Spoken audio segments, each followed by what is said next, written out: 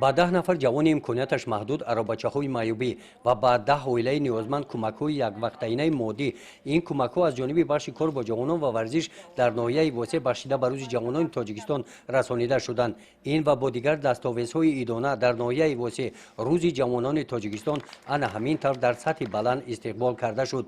ҷамъомади идона бахшида ба рӯзи ҷавонони Тоҷикистонро аҳли ҷамоатчигии ноҳияи восеъ имсол дар деҳоти ба номи Миралӣ Маҳмадалиев, дар деҳаи Тозхалла, толори муассисаи таҳсилоти миёнаи умумии рақами 15 ҷашн гирифтанд.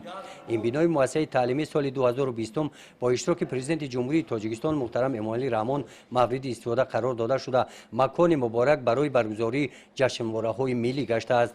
дар саҳни ҳавлии муассиса дастовардҳои варзишгарони ноҳия ва масъули корҳои дастии наврасону ҷавонон дар ин рӯз бахшида ба ин ҷашнвора ба маърази тамошо гузошта шуданд.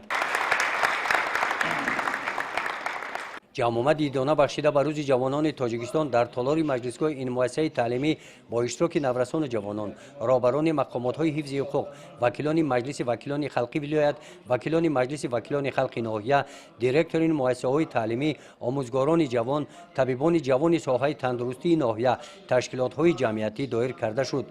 дар ин ҷамъомат раиси ноҳияи восеъ бо маъруза баромад намуда қайд намуданд ки дар ноҳияи восеъ тибқи маълумоти оморӣ 72 000 аҳолиро ҷавонон ташкил медиҳанд.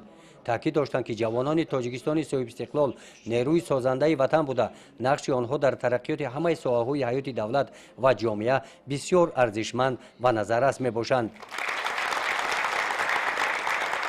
дар маъруза ҳамчунин раиси ноҳия дар самти татбиқи сиёсати давлатии ҷавонон сухан карда қайд намуданд ки дар ноҳия барои ҷалби ҷавонон ба шуғулҳои соҳибкорӣ шароитҳои мусоид фароҳам оварда шуданд. қайд карда шуд ки дар ноҳияи восеъ назди бахши кор бо ҷавонон ва варзиш 77 нафар гирандагони стипендияи президентӣ фаъолият доранд. наврасони ҷавонон пайваста дар озмунҳои ҷумҳуриявӣ фуруғи субҳи доноӣ китоб аст, илм фуруғи маърифат, Тоҷикистон ватани азизи ман фаъолона иштирок намуда аз рӯи номинатсияҳои муайян ғолибони он гардиданд. сипас баъди маърузаи раиси ноҳияи восеъ якчанд нафар гирандагони стипендияи президенти ҷумҳурии Тоҷикистон баромад намуда барои ғамхорӣ нисбати ҷавонон, насли ояндасози давлату миллат миннатдории худро ба асосгузори сулҳу ваҳдати миллӣ пешвои миллат президенти ҷумҳурии Тоҷикистон муҳтарам Эмомалӣ Раҳмон баён намуданд. дар қисмати супоридани тӯҳфаҳо бахшида ба рӯзи ҷавонони Тоҷикистон аз номи мақомоти иҷроияи ҳокимияти давлатии ноҳияи восеъ ба ҷавонони фаъоли ноҳия, ғолибони озмунҳои фаннӣ сипоснома ва тӯҳфаҳои молӣ дар муҳити тантанавӣ супорида шуданд.